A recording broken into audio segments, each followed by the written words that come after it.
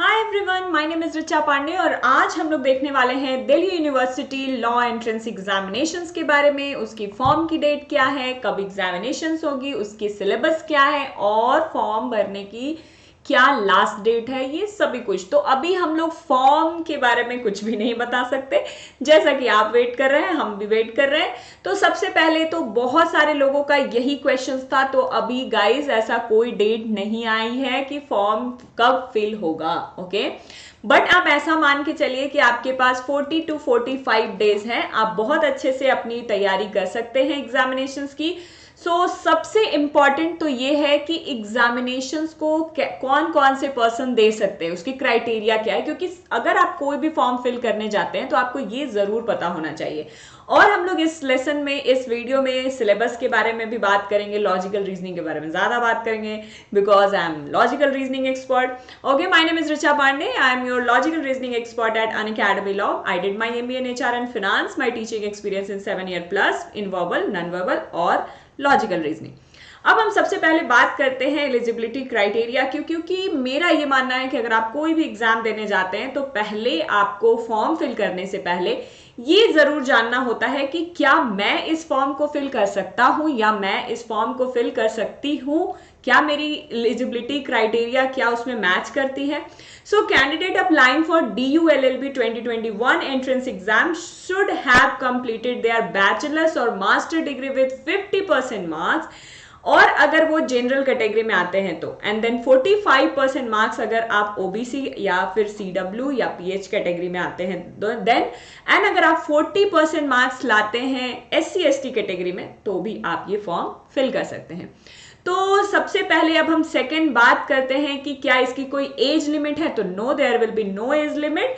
सबसे पहले इस फॉर्म को फिल करने का ये बहुत अच्छी बात है कि यानी अगर आप एक बार ही फॉर्म फिल कर चुके हैं पहले कभी और नहीं हो पाया है तो आप फिर दोबारा भी फॉर्म फिल कर सकते हैं। ये भी इसमें कोई रिस्ट्रिक्शन नहीं है कि 2 बार 3 बार आप कभी भी फॉर्म फिल कर सकते हैं। तो एज लिमिट भी नहीं है और ड्यूरेशन भी ऐसा कुछ भी नहीं है। ठीक है, सबसे पहले अब हम बात करते हैं एप्लीकेशन फी के बारे में क्योंकि ये भी बहुत इंपॉर्टेंट है, क्या फी लगता है। ओके, तो कैंडिडेट हैव टू पे 700 फॉर DU-LLB 2021 एप्लीकेशन फॉर्म। अगर वो रिजर्व कैटेगरी में आते हैं जैसे SC/ST, PWD, EWS, देन अगर उनको चार्जेस जो देनी पड़ेगी वो 350 रुपीज। ओके, तो ये डाउट्स भी आपके क्लियर हो गए। अगर आप अब आपकी बात करी जाए कि डॉक्यूमेंट आपको क्या क्या लगेगा अगर आप फॉर्म फिल करने जाएंगे तो क्योंकि अभी फॉर्म आई नहीं है तो बहुत बच्चों का मैं ये सोचा मैंने कि क्यों ना उनका ये काम इजी कर दिया जाए, क्योंकि जब आप फॉर्म फिल करने जाते हैं और कुछ बच्चे तो ऐसे भी होते हैं कि लास्ट डेट में जाते हैं, तो अब मान लो हमारे पास 1 day या 2 days बची हुई है, डॉक्यूमेंट भी पता नहीं है कि क्या क्या चाहिए, तो मैंने सोचा कि चलो अगर ये पता चल जाता है तो एटलीस्ट आप ये अपना माइंड सेट रखेंगे कि मुझे ये डॉक्यूमेंट चाहिए, तो पहले से प्रिपेयर करके रहोगे तो कभी भी आप फॉर्म भरने जाओगे तो हेडेक थोड़ा कम रहेगा। Okay, so candidate have to upload scan copies of the recent photograph. तो सबसे पहले तो ये है कि अगर आप बचपन की अपनी फोटो लगाते हैं तो वो नहीं चलेगा, आपको अभी की अपनी कोई फोटोग्राफ जो है वो अभी रीसेंट फोटो लगानी पड़ेगी। साथ ही साथ आपको signature, a valid ID proof, yes ये बहुत इंपॉर्टेंट है, ID प्रूफ देना, फिर क्लास 10th के मार्कशीट भी लगेंगे आपको। ओके, अगर आप यहाँ पर ये देंगे तभी आप फॉर्म फिल कर सकते हैं। और अगर आप किसी कैटेगरी में आते हैं जैसे SC/ST, OBC इस कैटेगरी में आते हैं तो वहां पर आपको एक कास्ट सर्टिफिकेट भी अपना देना पड़ेगा। अब हम आगे की बात करते हैं कि जब आप एंट्रेंस एग्जामिनेशन देते हैं तो उसकी फीचर्स क्या है एंट्रेंस टेस्ट की। तो ये जो मोड ऑफ एग्जाम होगी वो ऑनलाइन होगी, कंप्यूटर बेस्ड, ऑब्वियस सी बात है, एंड देन टोटल मार्क्स आपकी 400 की होगी, नंबर ऑफ क्वेश्चंस आपको 100 होंगे, एंड नंबर ऑफ सेक्शन कितने, मतलब कितने टाइप के सेक्शंस में एग्जामिनेशंस में आएंगी, तो 4 ऑब्जेक्टिव टाइप क्वेश्चंस होगा MCQ, and medium of questions जो होंगे वो इंग्लिश होगी। ठीक है, तो ये डाउट्स भी आपके क्लियर हो चुके हैं। एंड देन अगर हम बात करते हैं सेक्शनल वेटेज की, सेक्शनल वेटेज क्या है, तो इंग्लिश लैंग्वेज एंड कॉम्प्रिहेंशन में 25 क्वेश्चंस आएंगे 100 मार्क्स के, और अगर आप एनालिटिकल एबिलिटीज की बात की जाए ओके। तो लॉजिकल रीजनिंग की तो उसमें 25 क्वेश्चंस 100 मार्क्स के। लीगल अवेयरनेस की अगर बात की जाए एप्टीट्यूड की तो हम उसमें 25 क्वेश्चंस देखेंगे 100 मार्क्स के। और जनरल नॉलेज की अगर बात की जाए तो 25 क्वेश्चंस देखेंगे 100 मार्क्स के, यानी टोटल अगर आपकी बात करी जाए तो 100 क्वेश्चंस 400 मार्क्स के आपके एग्जाम में आएंगे। अब हम बात करते हैं जो भी एग्जामिनेशंस की जो मार्किंग होगी वो कैसे होगी। ईच क्वेश्चन आपको 4 मार्क्स मिलेंगे एंड एवरी करेक्ट आंसर, मतलब ऑब्वियस सी बात है कि जितने भी करेक्ट आंसर आप करेंगे, जैसे कि for every correct answer 4 marks and then for wrong answer 1 marks will be deducted. Okay, अब स्कोर कैंडिडेट कैसे कैलकुलेट कर सकते हैं अपने नंबर को, इस तरीके से, यानी कि करेक्शन और इनकरेक्ट दोनों पर भी बहुत ध्यान रखना है। इनकरेक्ट कम करिएगा, जिस पर भी आपको डाउट होता है वो कोशिश करिएगा कि वो हमें नहीं करना है, और अगर आप श्योर हैं that is very very good. तो जैसा कि मैंने आपको ये सभी चीजें बताई है कि इंग्लिश में क्या क्या अब इंपॉर्टेंट है, तो ये पूरी डिटेल मैंने सोचा लॉजिकल रीजनिंग की पहले करती हूँ, फिर हम लोग बाकी सेक्शन भी देख लेंगे। तो इंग्लिश में ऐसे राइटिंग पर ज्यादा थोड़ा फोकस करिएगा, कॉन्स्टिट्यूशन लॉ वगैरह लीगल के लिए ध्यान में रखिएगा, और उसमें जो भी आर्टिकल्स वगैरह हैं उन सब चीजों पर आपको ज्यादा फोकस करना है। अब हम बात करते हैं लॉजिकल रीजनिंग की। तो लॉजिकल रीजनिंग में बहुत सारे बच्चों को ये डाउट रहता है कि अगर मैं ये सारी चीजें पढ़ता हूं तो हमारे एग्जामिनेशंस में आती हैं। तो एक और मैं डाउट क्लियर कर देना चाहती हूँ, अगर आप क्लैट के एग्जाम, क्योंकि बहुत ऐसे बच्चे होते हैं ना जो क्लैट के साथ और भी लॉ एंट्रेंस एग्जामिनेशंस देते हैं, तो अगर आप भी क्लैट की एग्जामिनेशंस देते हैं तो उसके साथ अगर आप ये भी दे सकते हैं DULLB का, जिसमें आपको आता है coding and decoding, direction sense test, puzzles, blood relation, series. अब सीरीज में आपको number series and alphabetical series both, and syllogism, analogy, classification भी कभी कभी, बट ज्यादातर एनालॉजी के क्वेश्चंस रहते हैं। मैथमेटिकल ऑपरेशंस आपको जरूर देखना है, इसमें भी क्वेश्चंस रहते हैं। अब हम बात करते हैं पजल से, सबसे ज्यादा क्वेश्चंस आपको मिलेंगे, सबसे ज्यादा वेटेज जो होता है वो पजल में होता है। एंड देन अगर क्रिटिकल रीजनिंग की बात करें तो statement, conclusion, cause and effect, statement, course of action, assumption and argument. Okay, तो ये सारे सेक्शन पर भी हमें ध्यान देना है, इन सारे सेक्शन पर भी ध्यान देना है। मैं सभी स्टूडेंट से ये कहना चाहती हूँ कि आप सबसे पहले, अगर अभी आप प्रिपरेशन अपनी स्टार्ट कर रहे हैं और बहुत ही कम टाइम में बहुत अच्छा करना चाहते हैं, तो प्लीज आप प्रीवियस ईयर के क्वेश्चंस पर प्लीज फोकस करो, क्योंकि अगर आप प्रीवियस ईयर के क्वेश्चंस सॉल्व करते हो तो उससे आपके एक क्वेश्चंस का लेवल पता चलता है और पैटर्न पता चलती है कि हमारे पहले के एग्जामिनेशंस में किस पैटर्न के क्वेश्चंस आए थे, क्या फॉर्मेट था क्वेश्चन का, लेवल ऑफ क्वेश्चंस क्या थी, किस सेक्शन में कितने मार्क्स के और कौन से टॉपिक से कितने मार्क्स के क्वेश्चंस आए थे। तो सिर्फ हमें क्वेश्चन करना नहीं है प्रीवियस ईयर का, उससे एनालिसिस करनी है कि कौन कौन से सेक्शन से कितने मार्क्स के क्वेश्चंस आ रहे हैं, वेटेज क्या था। सपोज मान लो अब आप अगर बहुत सारे प्रीवियस ईयर का सेट अगर आपने बनाए हैं तो आप देख सकते हैं वहां पे पजल के क्वेश्चंस आपको मिलेंगे, डायरेक्शन सेंस के क्वेश्चंस मिलेंगे, ब्लड रिलेशन के क्वेश्चंस मिलेंगे, जिससे आपको ये पता चलता है कि अच्छा ठीक है, मैंने 3 इयर्स 4 ईयर का प्रीवियस ईयर किया, उसमें हमें कितना क्वेश्चंस कौन से सेक्शन से मिला। तो ये बहुत इंपॉर्टेंट है सभी कैंडिडेट के लिए। तो उसी तरह से आप लीगल में भी और बाकी सारे सेक्शन में भी, जैसे कि करंट अफेयर्स और बाकी लीगल उसका कॉन्स्टिट्यूशंस वगैरह से कैसे कैसे क्वेश्चंस आ रहे हैं, ये सारी चीजें आपको क्लियर हो जाती हैं जब आप प्रीवियस ईयर सॉल्व करते हैं।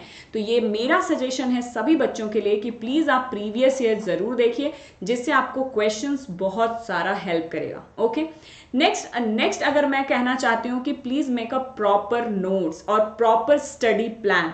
जब भी आप एक प्लान बना के कोई काम करते हो कि चलो मैं ऐसे करूंगा, फिर मैं वैसे करूंगा, मैंने लीगल को ऐसे करना है, अपनी प्रिपरेशन लॉजिकल रीजनिंग पर ऐसे करनी है, इंग्लिश पर ऐसे करनी है, राइट।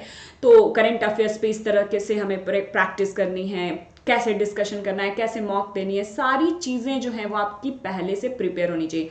तो अभी अगर आपके पास टाइम कम है तो कुछ ऐसे सेक्शंस जो बहुत इंपॉर्टेंट है आप पहले उन पर फोकस करिए, जो सबसे ज्यादा वेटेज एग्जामिनेशंस में देती हैं, आप सबसे पहले उन पर फोकस करो। जो थोड़े कम है उनको आप बाद में देख लेना, यानी जो थोड़े कम इंपॉर्टेंट है अगर आपको टाइम मिलता है तो फिर आप उसको बाद में देख लेना। लेकिन मेरा सजेशन है कि पहले आप प्रीवियस ईयर देख लीजिए, कुछ क्वेश्चंस आप प्रीवियस ईयर के करो, क्योंकि आपके पास 40-45 डेज ऐसा मान के चलो आपके पास है, तो उतने में भी अगर आप चाहो तो लिटरली, और मेरे बहुत सारे वीडियोस मैंने coding, decoding, direction sense, puzzle, blood relation, series, syllogism, analogy, mathematical operations के अभी थोड़े आपको आपको वीडियोस कम मिलेंगे, but conclusion, effect, assumption, arguments, इन सभी पर वीडियोस मेरे यहाँ पर चैनल पर प्ले लिस्ट में आप जाइएगा, लॉजिकल रीजनिंग रिचा पांडे, आपको प्ले लिस्ट में सारी वीडियोस मिलेगी। मैं बेसिक से कभी भी किसी बच्चे को बेसिक से हायर लेवल तक के क्वेश्चंस बताती हूँ। तो पहले आपको, अगर मेरा यही पॉइंट ऑफ व्यू है कि अगर आप DU LLB का एग्जाम दे रहे हैं तो आपकी बेसिक अच्छी होनी चाहिए। बेसिक अच्छे होने से आपको क्या होता है कि क्वेश्चंस समझ में आता है और प्रैक्टिस कर पाते हैं आप इजीली, मतलब आपको ज्यादा टाइम नहीं लगता है किसी भी एक पर्टिकुलर क्वेश्चंस को सॉल्व करने के लिए। और फिर मैं यही सभी स्टूडेंट से कहना चाहती हूँ कि डिफरेंट काइंड ऑफ क्वेश्चंस करने की कोशिश करिए। यानी कि अगर कोडिंग की बात की जाए, अगर हम लोग कोडिंग की बात करते हैं तो कोडिंग एंड डिकोडिंग में डिफरेंट काइंड ऑफ क्वेश्चंस होते हैं।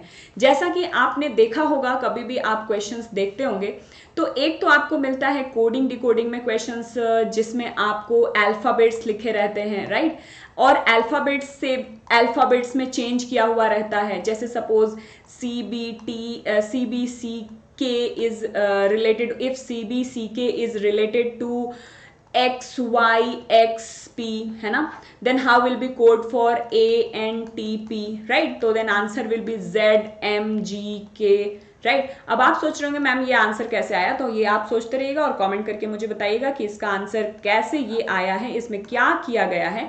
तो चलो मैं आपको एक क्वेश्चन ही पूछ देती हूँ, अगर आपको ये समझ में आ गया होगा तो आप बता सकते हैं WRNP का कोड क्या होगा, ठीक है। तो बहुत सारे बच्चों को इस तरह से एक क्वेश्चंस मिल सकती है कोडिंग एंड डिकोडिंग में। देन एक पैटर्न का क्वेश्चंस होता है, जैसे मान लो लिखा हुआ है RTNP is written as 18, 20, 14, 16, then how will be code for just like that. तो इस तरह से एक क्वेश्चंस आपको, यानी कि एक तो लेटर को लेटर में कन्वर्ट देखा, लेटर को नंबर में कन्वर्ट देखा, उसी तरह एक चाइनीज कोडिंग आती है, if in a certain code language का सामापा इज रिटन एज दिस। तो क्वेश्चंस के पैटर्न, मेरे कहने का मतलब है कि आप डिफरेंट काइंड ऑफ क्वेश्चंस जो हैं वो ज्यादा से ज्यादा प्रैक्टिस करिए। अगर आपको टाइम मिल जाता है देन आप एक ही तरह के क्वेश्चंस पे 10-15 प्रैक्टिस करिए, ठीक है। उसी तरह से पजल भी बहुत डिफरेंट काइंड ऑफ पजल्स होते हैं। 7 people 7 work, 7 different departments, 8 people 3 department, इस तरह के क्वेश्चंस। फ्लोर एंड बिल्डिंग के क्वेश्चंस, जो लाइन पे बैठे हुए हैं वैसे, सर्कल पे बैठे हुए हैं वैसे, प्रोफेशंस वाले क्वेश्चंस, स्क्वायर वाले क्वेश्चंस, बहुत सारे क्वेश्चंस, यानी कि डिफरेंट काइंड ऑफ क्वेश्चंस पर आप प्रैक्टिस करिए, दिस इज माय सजेशन। और ब्लड रिलेशन में भी बहुत सारे पैटर्न होते हैं, देखते होंगे आप, pointing to be noted that, इस तरह से क्वेश्चंस होता है। पजल बेस्ड क्वेश्चंस होती है, कोडेड फॉर्म पे क्वेश्चंस, यानी 3 टाइप के क्वेश्चंस तो आपको ब्लड रिलेशन में मिलती है। सीरीज में भी आप देखते हैं, नंबर सीरीज में स्क्वायर, क्यूब, प्लस, माइनस, है ना, prime number, even number, odd number, ये सारी चीजें चलती हैं, यानी सभी डिफरेंट काइंड मैंने बताया। उसी तरह से लेटर बेस में भी सीरीज चलता है। साइलॉग्स में भी डिफरेंट काइंड ऑफ क्वेश्चंस आते हैं। एनालॉजी में भी आते हैं। एनालॉजी में पूरा आपको हर चीज का नॉलेज होना चाहिए, एवरीथिंग, यानी आपको करंट का भी नॉलेज होना चाहिए, आपको जनरल नॉलेज भी होनी चाहिए, स्टेट कैपिटल कौन कहाँ का CM है, क्या है, ये सारी चीजें आपको पता होनी चाहिए अगर आप एनालॉजी के क्वेश्चन सॉल्व कर रहे हैं। मैथमेटिकल ऑपरेशंस में मल्टीप्लाई इनटू को वो चेंज करके दिया रहता है कि अगर मल्टीप्लाई को हम लोग प्लस कर देते हैं, प्लस को अगर डिवाइड कर देते हैं, then how will be answer for this. तो इस तरह के क्वेश्चंस। और लॉजिकल, ये जो एनालिटिकल रीजनिंग में आपको एक सेक्शन आता है क्रिटिकल का, कंक्लूजन, इफेक्ट, अजम्पशन, आर्ग्यूमेंट्स, उसमें क्या होता है, एक पैसेज दी हुई होती है और आपको आर्ग्यूमेंट करना होता है किसी भी एक पर्टिकुलर स्टेटमेंट पर कि उसका स्ट्रॉन्ग आर्ग्यूमेंट क्या है, वीकेंड क्या है, स्ट्रेंथन क्या है। कंक्लूजन में क्या होता है कि कुछ भी ऐसा एक पॉइंट, एक स्टेटमेंट के थ्रू एक पैसेज दिया रहता है, उसका पूछता है कि कंक्लूजन क्या निकलेगा, तो ये स्टेटमेंट कंक्लूजन हो गया। तो वैसे बहुत सारे चैप्टर्स डिफरेंट तरीके के हैं, एक भी चैप्टर का दूसरे चैप्टर से बहुत ज़्यादा रिलेशन नहीं है। तो अगर कोई भी, आप किसी भी दिन अगर क्लास में आते हो या आप सोचते हो कि चलो आज मैंने ब्लड रिलेशन किया, क्या अगर मैं कोडिंग पढ़ूंगा तो मुझे समझ नहीं आएगा, तो बिल्कुल आएगा। आप रेगुलर क्लासेस करिए, रेगुलर बेसिस पर कोशिश करिए कि प्रैक्टिस करिए और कंसिस्टेंसी अपनी ज़रूर बनाए रखिए। ये नहीं कि अगर आप 4 से 5 घंटे 3-4 दिन आपने पढ़ा, फिर एक नेक्स्ट डे आपने नहीं पढ़ा, तो वैसे क्या होती है कि प्रैक्टिस आपकी कम हो पाती है और रेगुलरिटी नहीं रहता, तो कहीं ना कहीं आपकी स्पीड भी बहुत कम होने लगती है। तो स्पीड पर हमें भी फोकस करना है। इंग्लिश के लिए आप रेगुलर बेसिस पर पढ़ सकते हैं, जो भी न्यूज़पेपर है, आर्टिकल जो भी आती है उस पर आप फोकस कीजिए। आर्टिकल से जो इंपॉर्टेंट वो कैब है, जो लाइंस हैं, उन पर आप फोकस करिए। उससे क्या होता है कि आपकी सीआर भी बहुत इंप्रूव होती है, साथ ही साथ आपकी वो कैब भी इंप्रूव होती है और इंग्लिश में पैसेज वगैरह पर भी बहुत अच्छे कमांड कर पाते हैं। और करंट अफेयर्स पर तो ऑब्वियस ही बात है, आप न्यूज़ पढ़ेंगे तो करंट अफेयर्स पर भी फोकस होता है। तो ज़्यादातर कोशिश करते रहिए कि रेगुलर प्रैक्टिस करिए और आप अपने माइंड में सेट करके रखिए कि आपके पास सिर्फ 30 डेज है। ठीक है, सिर्फ आप ये मान के चलिए आपके पास 30 डेज है और 30 डेज के हिसाब से आप अपनी एक स्ट्रैटेजी प्लान कीजिए कि आपको कैसे पढ़ना है, कितनी देर आपको कौन से सेक्शन में देना है, क्योंकि सभी सेक्शंस बहुत इंपॉर्टेंट है। तो आई होप आपको मेरे इस वीडियो से बहुत हेल्प मिली होगी। तो मैं आप सभी बच्चों को ये बताना चाहती हूँ कि अनअकैडमी लर्निंग ऐप अगर अभी तक आपने इंस्टॉल नहीं किया है तो आप कर लीजिए प्लीज़, और उसमें मेरा कोड आप यूज़ कर सकते हैं रिचा P10 फ्री क्लासेस के लिए, क्योंकि मैं जो भी क्लासेस अभी ले रही हूँ फ्री है। और 16th से, मतलब मैं फ्री क्लासेस भी और पेड क्लासेस दोनों लेती हूँ। तो पेड क्लासेस आपको 16th जून से स्टार्ट हो रही है। जो भी बच्चे करना चाहते हैं वो कर सकते हैं। ये 15 डेज की एक्सक्लूसिव बैच मैंने आपके लिए डिज़ाइन किया है। तो जो भी ये 16 जून से करेंगे 15 डेज का, उसमें पूरा रीजनिंग का लॉजिकल क्रिटिकल मैं कोशिश करूंगी कि सॉल्व कराऊं ज़्यादा से ज़्यादा। और हम लोगों के जो प्लेटफॉर्म है अनअकैडमी लर्निंग ऐप, उस पर बहुत सारा फीचर्स है। अगर आप क्लास के ड्यूरिंग योर क्लासेस आप कोई भी डाउट्स होता है तो आप रेज हैंड करके और अपनी बिल्कुल आप पूछ सकते हैं। ये नहीं कि चैट से, आप ऐसे भी पूछ सकते हैं। ये नया ऑप्शन हमारे यहाँ फीचर्स आई है कि आप ऐसे जैसे आप किसी बात करके टीचर से पूछते हैं वैसे आप क्लास के ड्यूरेशन में पूछ सकते हैं। अनलिमिटेड क्विज मिलती है आपको, साथ ही साथ आपको सेक्शनल टेस्ट मिलता है। टॉपर्स जो है NLU के, उनसे आपको इंटरेक्शन करने का मौका मिलता है, उनसे अपने स्ट्रैटेजी प्लान डिस्कस करने का मौका मिलता है। अपॉर्चुनिटी मिलती है बहुत सारी चीज़ों की, और आप ये क्लासेस कभी भी कर सकते हैं क्योंकि रिकॉर्डेड सेशन भी हमारी मिलती है, लाइव क्लासेस मिलती है। हमारा एक बैच लॉन्च हुआ है 2.0, ये 60 डेज का बैच है, आप इसको ज्वाइन कर सकते हैं, जो कि 9th जून से स्टार्ट हुई है। और इसमें 80+ आवर्स आपको मिले हैं और ये एवरीडे क्लासेस होती है और ये इवनिंग का बैच है। इसको भी आप ज्वाइन कर सकते हैं और मेरा कोड अगर आप यूज़ करते हैं तो आपको मैक्सिमम डिस्काउंट मिलता है इसमें, और आपके साथ ही साथ बहुत सारे फीचर्स भी मिलते हैं। और जो भी कैंडिडेट अगर आप मेरा कोड यूज़ करते हैं उनको पर्सनल गाइडेंस भी मिलता है। साथ ही साथ अगर हम बात करते हैं 1.0, एक बैच लॉन्च हुई है जो कि 9th जून से लॉन्च हुई है। ये 24 मंथ्स का बैच है जिसमें पूरा ही बेस्ड इंग्लिश होगा और ये वीकेंड क्लासेस होगी, इवनिंग क्लासेस, जिसमें आपको डिफरेंट टीचर्स डिफरेंट सब्जेक्ट्स आपको कराएंगे। ये वीकेंड की बैच है और ये बिगिनर्स के लिए। तो अगर आप अभी से ही स्टार्टिंग करना चाहते हैं और आपका प्लान 2023 है तो आपके लिए ये बैच बहुत बेनिफिशियल रहेगा। और एक क्वेश्चन रहता है बहुत सारे बच्चों के मन में कि अगर मैं इस बैच के लिए एडमिशन लेता हूं तो क्या मैं दूसरा बैच कर सकता हूं? तो यस, अगर आप 1 ईयर के लिए सब्सक्रिप्शन ले रहे हैं तो आप 1 ईयर तक कोई भी क्लासेस कर सकते हैं प्लस की। ठीक है, तो ये अपने माइंड से हटा देना। अगर आप बैंक, SSC, रेलवे किसी में भी एडमिशन लेना चाहते हैं तो आप मेरा कोड यूज कर सकते हैं रिचा P10। ओके, और अगर आप क्लैट के लिए पढ़ना चाहते हैं तो क्लैट में बहुत सारे मैंने ऑलरेडी फ्री क्लासेस भी की हुई है, तो पहले आप उसको देख लीजिए। अगर आपको अच्छा लगता है तो जरूर लीजिए। और हम बात करते हैं हमारे यहाँ एक न्यू फीचर्स जो है वो बहुत इंपॉर्टेंट है, और एक नया प्लान जो हमारा चल रहा था ओल्ड वाला, उसको हम लोगों ने थोड़ा एक्सटेंड किया है आपके कहने पर, जिसमें आपको मिलता था अगर आपने 3 मंथ्स का सब्सक्रिप्शन लिया तो 1 मंथ फ्री, एंड 12 मंथ का सब्सक्रिप्शन लिया 2 मंथ्स फ्री, 24 मंथ्स का सब्सक्रिप्शन लिया 3 मंथ्स फ्री। इसकी डेट जो है वो 16th जून तक है। तो अगर आपको सब्सक्रिप्शन लेना है तो देर किस बात की, जल्दी से ले लीजिए, क्योंकि फिर प्रिपरेशन में थोड़ा लेट ना हो जाए। इसलिए जो भी चार्जेस है, हमारी 12 मंथ की चार्जेस है 19,250, जो आपको मिलता है 17,325 अगर आप मेरा कोड यूज करते हैं। 24 मंथ्स का अगर आप सब्सक्रिप्शन लेते हैं तो 28,000, अगर आप मेरा कोड यूज करते हैं तो 25,200। ओके, तो मेरे कोड को यूज करके आप बहुत सारे बेनिफिट उठा सकते हैं। साथ ही साथ हमारे यहाँ एवरी संडे को टेस्ट होता है और ये टेस्ट आप सभी बच्चे को देना चाहिए। ये चैंपियनशिप मॉक टेस्ट होती है। अगर आप इसमें 120 मिनट होती है और 150 मार्क्स के 150 क्वेश्चंस, सो आपको ये टेस्ट जरूर देना चाहिए। और साथ ही साथ सेक्शनल टेस्ट भी हमारे यहाँ होती है, ये सभी बच्चे को देना चाहिए, जिससे आपको पता चलता है कि हर सेक्शन में आप कितने वीक हैं, कौन से सेक्शन में, और किस पर कितना हमें इम्प्रूव करना है। तो ये मंडे, ट्यूसडे, वेंसडे, थर्सडे और फ्राइडे को होता है। English, quant, legal, logical, legal और करंट जीके। कल मेरा एक बहुत सारे मैं क्लासेस लूंगी जो कि हमारा लॉजिकल सीरीज चलेगा। अगर आज आप मेरा ये वीडियोस देख रहे हैं तो कल यानी कि 12 जून को मेरी जो है वो लॉजिकल रीजनिंग पर सीरीज चलेगी।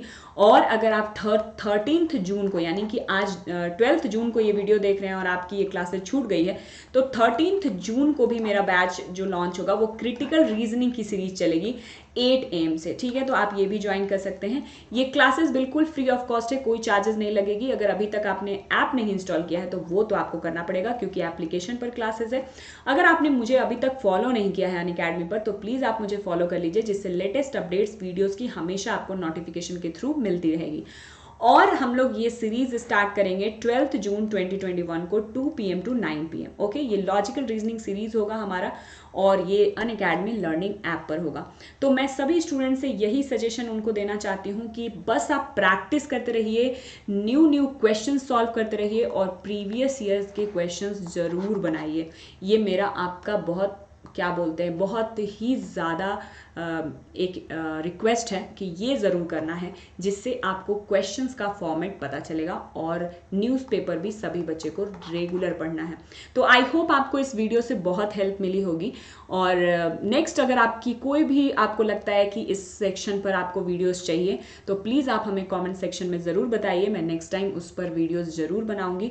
और जितना हो सके प्लीज़ हमारे इस वीडियो को लाइक करिएगा, शेयर करिएगा। और अगर अभी तक आपने चैनल को सब्सक्राइब नहीं किया है तो सब्सक्राइब करिए और बेल आइकन भी क्लिक करिए। So bye guys, take care and stay healthy, keep practicing. Thank you so much.